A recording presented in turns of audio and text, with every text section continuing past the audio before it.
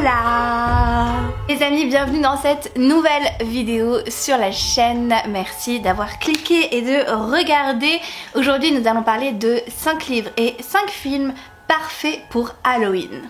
Je tiens à dire que je ne vais pas forcément parler de livres qui font peur, de livres d'horreur. Pareil pour les films, c'est pas forcément des films d'horreur en majorité, c'est des films ou des livres qui sont parfaits pour l'ambiance, avec une ambiance un peu spooky, un peu magique, une ambiance qui est parfaite je trouve pour Halloween.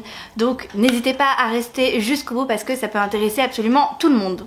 J'avais déjà fait une vidéo dans ce genre il y a peut-être 3 ans, mais elle était vraiment consacrée au genre de l'horreur, alors que là c'est plus l'ambiance d'Halloween, donc j'espère que cette vidéo vous plaira.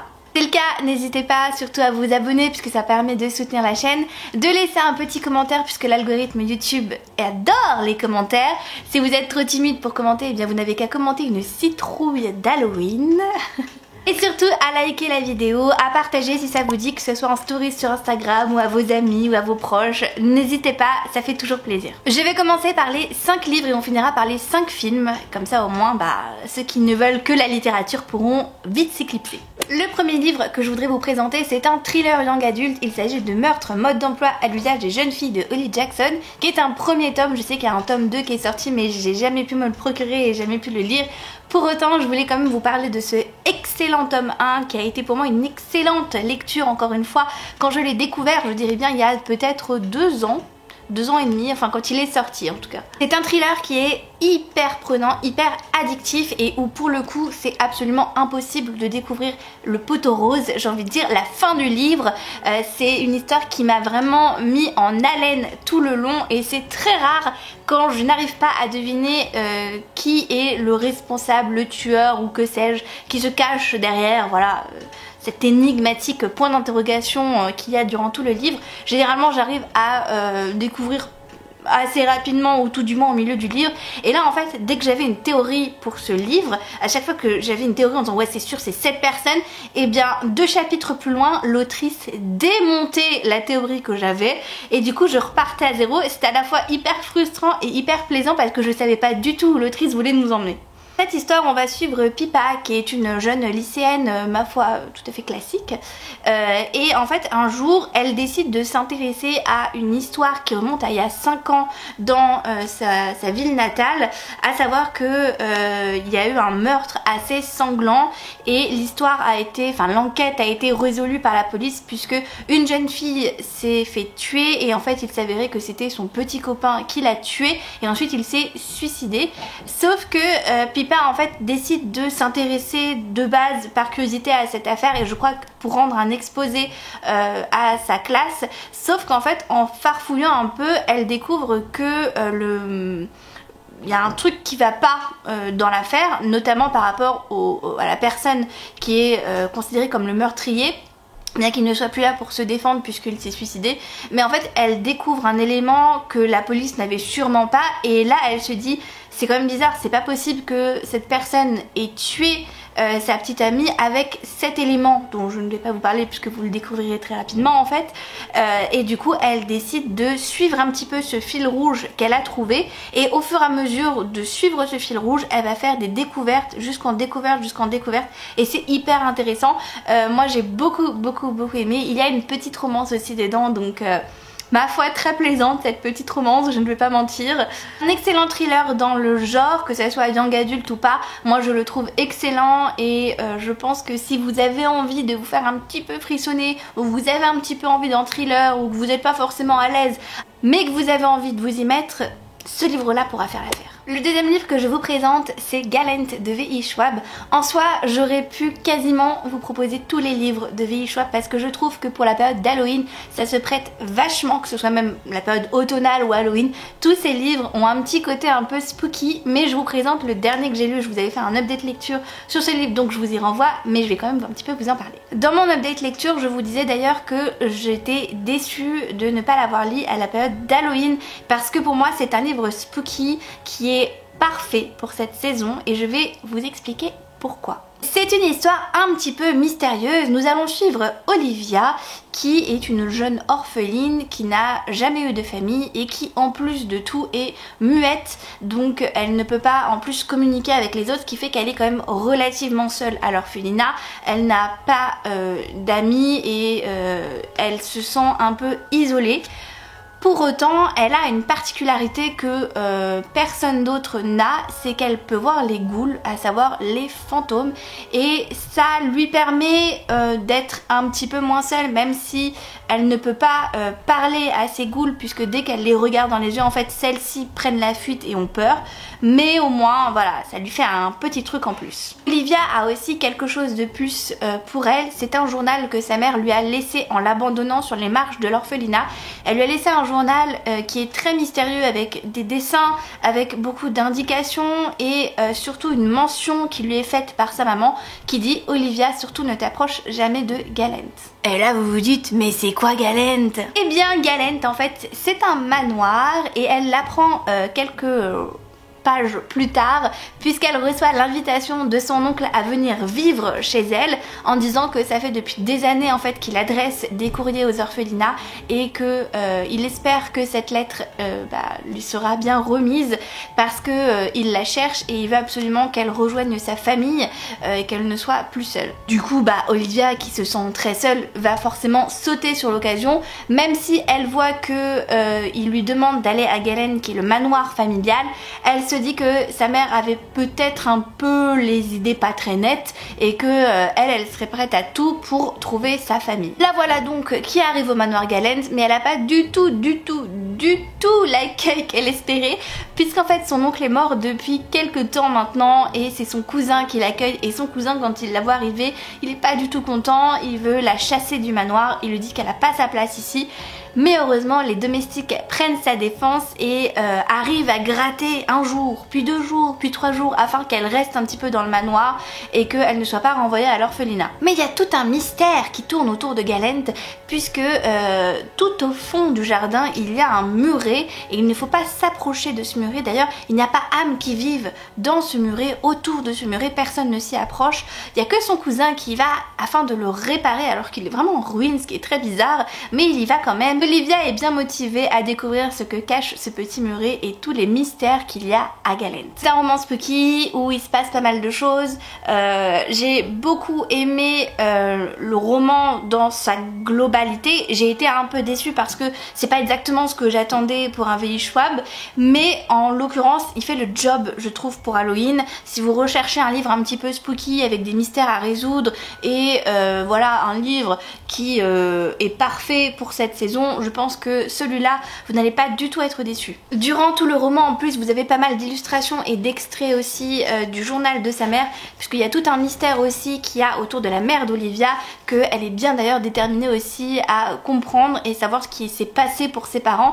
Personne ne lui en parle, donc elle va un petit peu mener son enquête et c'est assez plaisant à suivre. J'étais obligée de vous parler d'un livre d'Alex Bell, puisque pour moi c'est vraiment l'auteur à suivre pour les romans d'horreur. Et là oui, c'est un roman d'horreur un petit peu un peu esprit, voilà, qui est vraiment génial, que j'ai beaucoup aimé. Je l'ai lu l'année dernière et j'ai eu tellement peur et c'est toujours l'effet que me font les romans d'Alex Bell. J'en ai encore un dans ma pile à lire et j'espère que d'autres livres seront traduits parce que j'adore cet auteur. Du coup, Water Witch, qu'est-ce que c'est? C'est un roman, comme je vous l'ai dit, un petit peu d'horreur où pour le coup c'est les fantômes qui vont être mis en avant et ça fait vraiment très peur.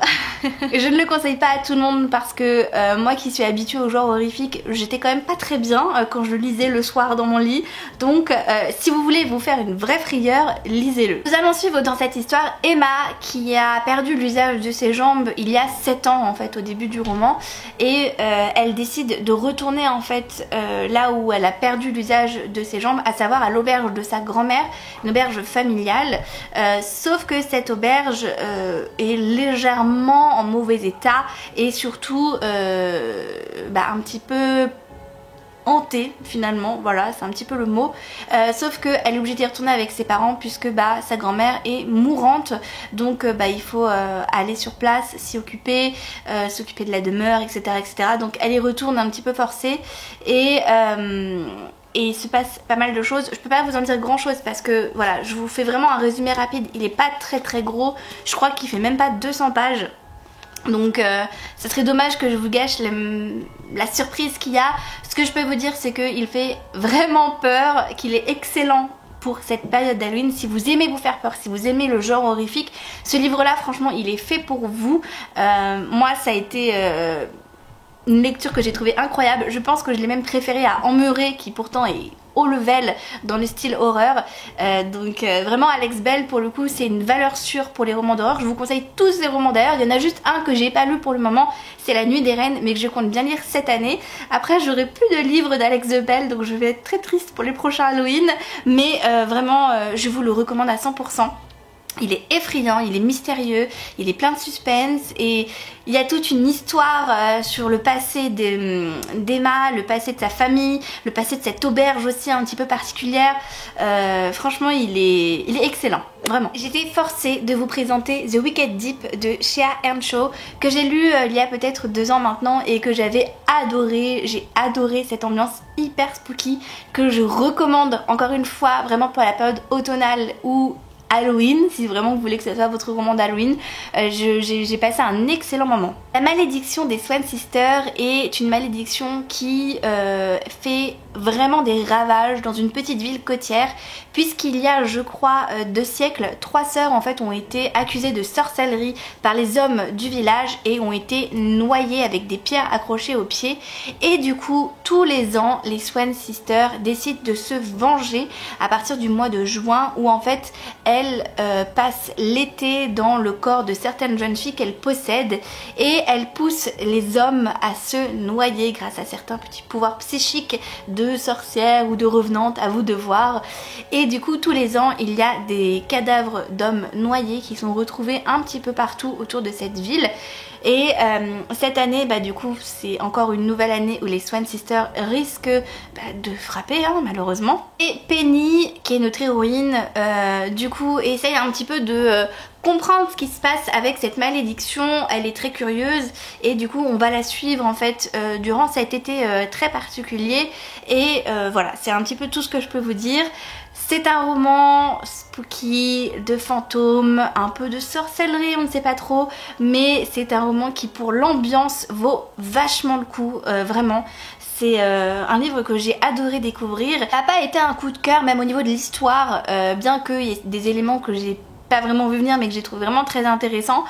Pour autant, je trouve que l'ambiance, vraiment l'ambiance de ce livre est hyper bien faite. Ça a beau se passer un été, moi j'ai eu l'impression qu'on était au mois d'octobre, voilà, parce qu'il y a cette ambiance hyper mystérieuse, hyper cosy, hyper spooky, encore une fois, c'est vraiment le mot qui détermine ces livres. Donc j'espère que ça vous donnera envie et que vous pourrez le découvrir. Le dernier livre que je vais vous présenter, forcément il s'agissait de Vespertine de Margaret Rogerson.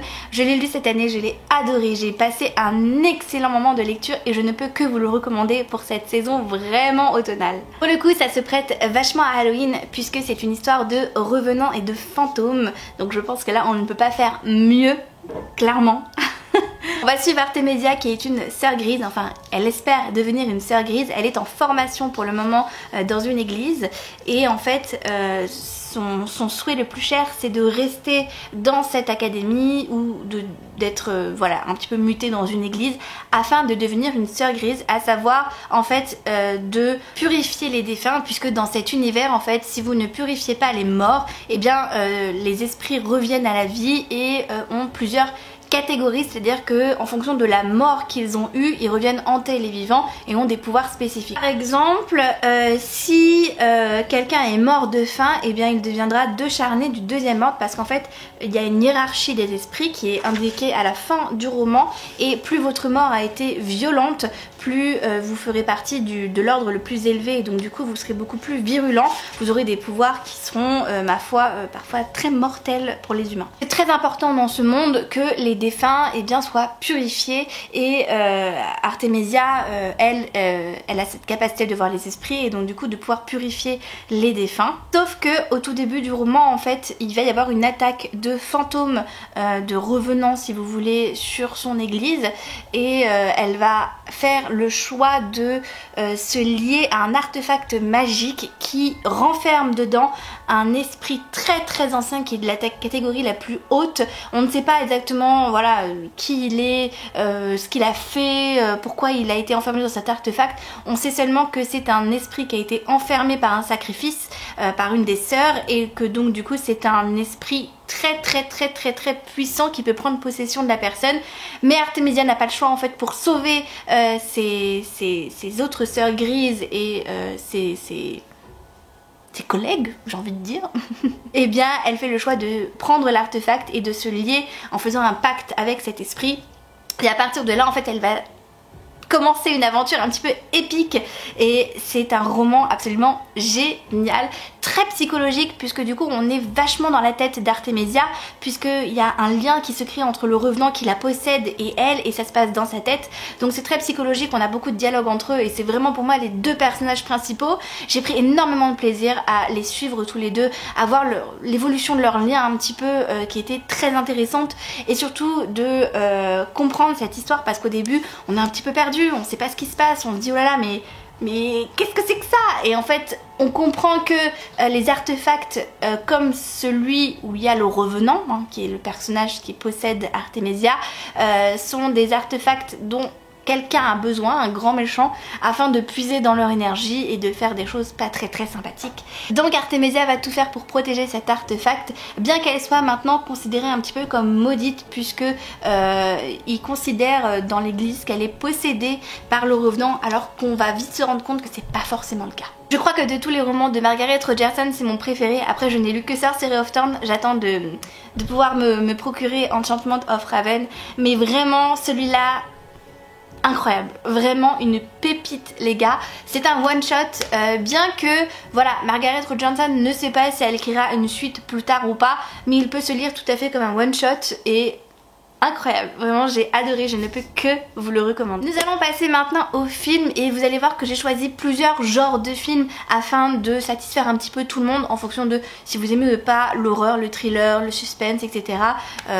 Pour que voilà, il y ait des heureux partout. La première catégorie d'un film que je voulais prendre, c'était la réécriture d'un conte de fées un petit peu dark, non pas que ça soit effrayant, mais voilà, que ça soit un peu frissonnant on va dire, et du coup j'ai choisi Le Chaperon Rouge, réalisé par Catherine Hardwicke, réalisatrice du premier Twilight, et je trouve que ça se ressent vachement dans la manière de filmer et dans les filtres qu'il y a apporté en fait sur ce film. Le Chaperon Rouge, du coup vous connaissez tous cette histoire, là c'est une réécriture que j'adore, c'est une réécriture un petit peu romancée en plus, que je trouve génial. Je l'ai vu au cinéma et il fait partie de mes films préférés. J'adore me le regarder à l'automne.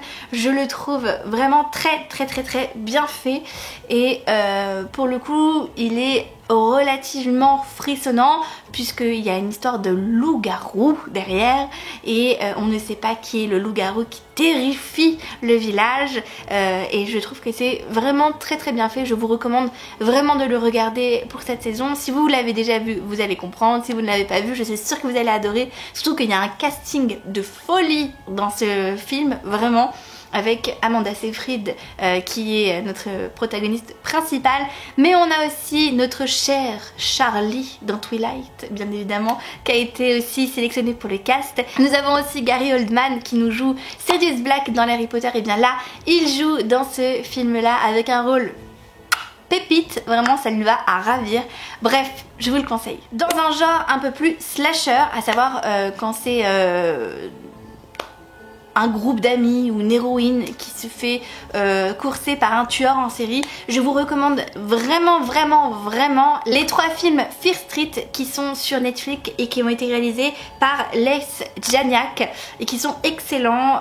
Autant le premier qui est Fear Street 1984 est un vrai slasher et on comprend pas trop ce qui se passe.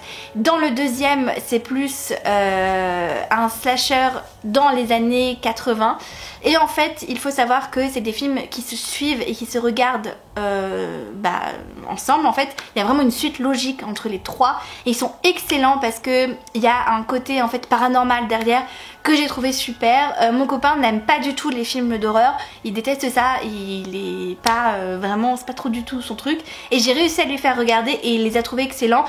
Effectivement, vous allez peut-être sursauter une ou deux fois, mais l'histoire derrière est tellement prenante que je pense que même si vous n'aimez pas vraiment l'horreur, faut vraiment vous laisser porter par les films. Si vous les regardez en Annie en plus, je pense que ça peut être parfait. Dans un genre un peu plus apocalyptique, je vous conseille Sans un bruit, réalisé par John Krasinski, qui est un film absolument excellent où en fait on va suivre une famille après la fin du monde, j'ai envie de dire.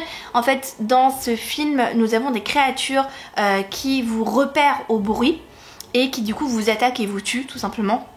Et du coup cette famille est survivante, elle a réussi à passer plusieurs hivers, j'ai envie de dire, sans faire aucun bruit. Sauf que voilà, notre chère maman qui est Emily Blunt dans ce film, elle est enceinte et elle n'est pas loin d'accoucher, et donc du coup bah voilà, il y a toute cette histoire en sachant qu'en plus ils ont perdu un de leurs enfants au tout début du film et ils ont du mal à faire le deuil. C'est un film qui est absolument touchant, magnifique.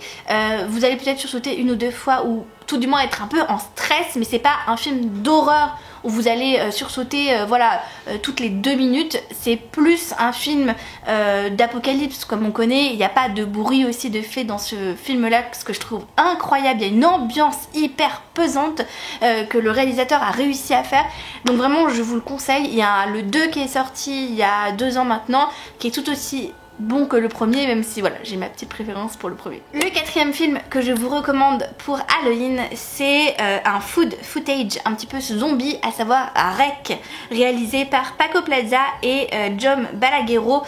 C'est un film que j'ai regardé moi quand il est sorti il y a très longtemps et j'aime bien me les re-regarder de temps en temps parce que dans le food footage, je trouve que c'est les meilleurs films à mon sens. Il y en a eu d'autres qui sont excellents, mais ceux-là sont vraiment bien dans le genre horrifique. Alors food footage, qu'est-ce que c'est? C'est en fait, on va suivre l'histoire avec une caméra, donc en fait c'est pas du tout réalisé où vous avez tout le monde à la 3e personne, c'est vraiment on est derrière la caméra et en fait on est à la place de la personne qui filme et je trouve que ça donne vraiment quelque chose en plus et les recs pour moi sont excellents, enfin tout du moins le premier et le 2e, après je trouve que c'est parti vraiment en cacahuète, mais le premier est excellent, c'est un film un peu en plus de zombies, donc vraiment je vous les recommande parce que l'ambiance là-dedans est incroyable et comme quoi avec une simple caméra on peut vraiment faire très très peur. Et le dernier film que je vous propose, là pour le coup c'est un film d'horreur pur. C'est un des films d'horreur qui m'a fait le plus flipper la première fois où je l'ai regardé et depuis c'est devenu un de mes préférés. C'est The Conjuring, les Dossiers Warren, réalisé par James Wan, qui là pour le coup est un vrai film d'horreur avec une histoire de esprit, de possession. Il fait hyper peur, il y a plein de fois où vous allez sursauter, mais c'est le meilleur à mon sens dans le genre. C'est un film que j'adore, je trouve l'histoire absolument prenante. On va suivre une famille en fait qui a des problèmes depuis qu'elle a emménagé dans une maison sans trop comprendre ce qui se passe et ils ont mis toute leur économie dans l'achat de cette maison, mais il y a plein de choses qui se passent trop bizarres et ils font du coup appel aux Warren, qui est un couple un petit peu de clairvoyants. Et en fait, Lorraine Warren précisément est une médium et elle va vite se rendre compte que oui, la maison est hantée non seulement par plein d'entités, mais aussi par un esprit vraiment très très maléfique qui veut du mal à cette famille. Et voilà, on va suivre un petit peu toute cette histoire et incroyable. Le film d'horreur le plus flippant pour moi. Alors après j'ai vu le 2 et j'ai vu le 3, mais pour moi vraiment le premier c'est le plus flippant, clairement. Et voilà pour ma sélection de livres et de films pour Halloween. J'espère que ce format vous a plu, n'hésitez pas à me le dire, comme ça je pourrais vous refaire 5 livres et 5 films pour d'autres choses, genre Noël, la Saint-Valentin ou que sais-je. En tout cas, merci d'avoir regardé cette vidéo jusqu'au bout, je vous souhaite de très très bonnes lectures et je vous dis à très vite dans une prochaine vidéo. Ciao ciao!